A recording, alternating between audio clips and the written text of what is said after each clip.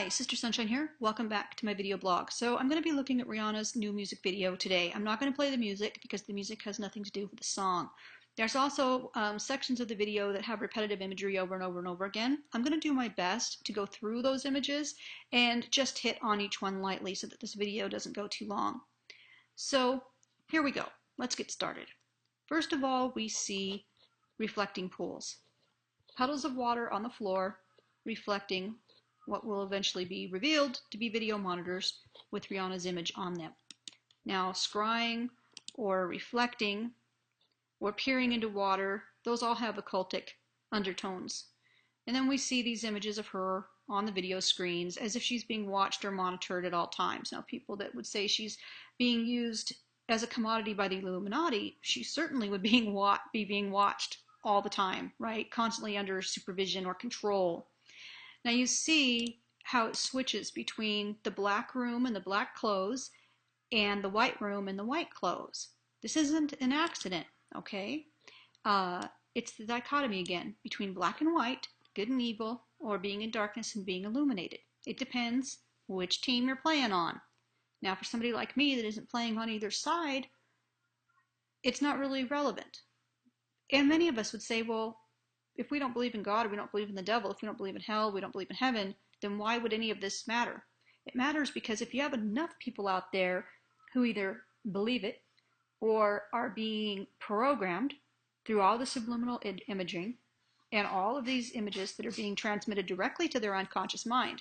Because remember, when you're watching a video, when you're watching a television set, your subconscious is catching a lot more information than your conscious mind is. They don't call it TV programming for nothing.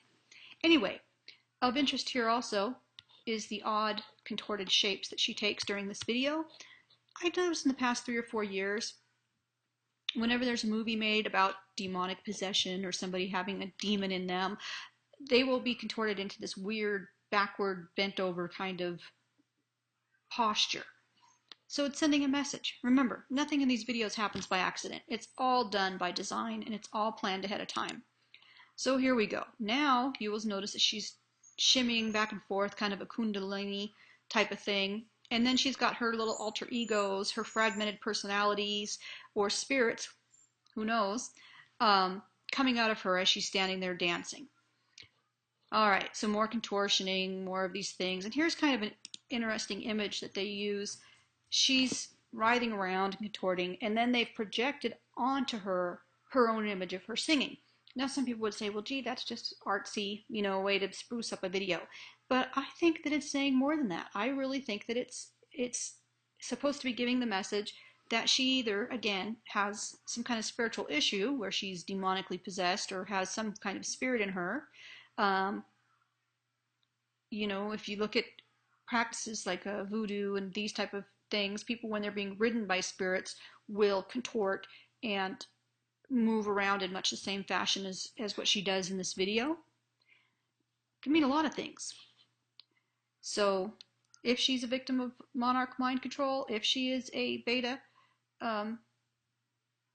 sex slave, if she's supposed to be this commodity, which she obviously is this the message that they're sending? Here we go. All right, so let's kind of move forward through here, back to the black and white, more contorting, this type of thing. Let me see if I can catch the... All right, we'll start from here. Now they've noticed that they flashed on her jewelry there. We're coming up on it again. Okay, there we go. There's the jewelry. So what's significant about the jewelry? Well, it's reminiscent of a slave bracelet. She's got all this finger jewelry on, and then notice that she's got her fingernails done like talons, and these come into play a little bit later in this video. Now there is a section here where she starts flashing hand signs. It's very quick, it's very discreet. Let me move forward until I can find it. There we go. All right, in this section here, watch very closely because she will be flashing, oh, just missed it. She flashes the sign of Baphomet, the horns, the whole thing. There you go. See it? All right. Then we get back to the one-eye imagery, of course, which they always do. They always have to do the one-eye imagery. And then in case we were doubting it, she covers eye. All right, more contorting. Here we go. More dancing around in black. Now this is what I thought was interesting about that section right there. Let me go back to it. This is an odd image. It almost looks like it's not her hand, like it's a second person that's reaching around and using violence of some sort to silence her. I found this image, and it's just a split second when you don't stop the video, but I found it to be a little bit disturbing. Okay, more of the same, more of the same. And she writhes around here for a little bit. And then there's another image. Let's see if we can catch it here. Should be coming up. There we go. See that? She's got her lipstick on. The hand reaches back around. And it's almost like a blood, like it's smearing blood. Again, this could be just simply somebody being artsy, or it could be referring to the Masonic ritual that if you talk, they will cut out your tongue. All right, so then the video starts getting a little bit weird. It goes through this whole thing where she's kind of standing here and doing nothing, and it looks a little boring, but then let's fast forward. And it's, of course, more one-eye imagery. Kind of a lot of repetition right through here. And it flashes between black and white, black and white. All right, she goes to the corner as if she's afraid of something. Let's see. There's a section here where she's actually, oh, we must have missed it. There's a section here where she's actually up against the wall. Let's look here. It's so brief that it's hard to catch it. There we go. I think we've got it. All right. So she goes flying backwards as if she's struck with something, and then you get that very quick imagery of lightning bolts, which of course we know what that symbolizes, right? Being struck down. Oftentimes when people that practice certain things like the voodoo, when they are struck with a spirit, they will be knocked to the ground physically. You see some aspects of this actually in charismatic Christianity, where people supposedly get the Holy Spirit and fall down. It's being called slain in the spirit.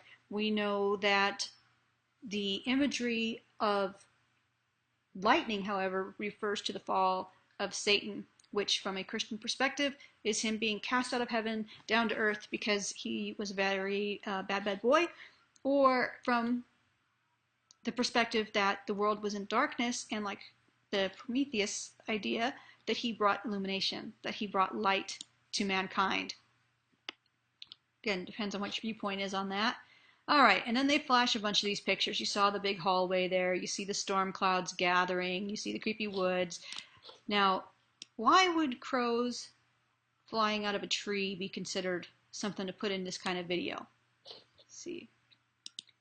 Let's see if we can see it again here. Oh, well, we saw a bullet going through a window.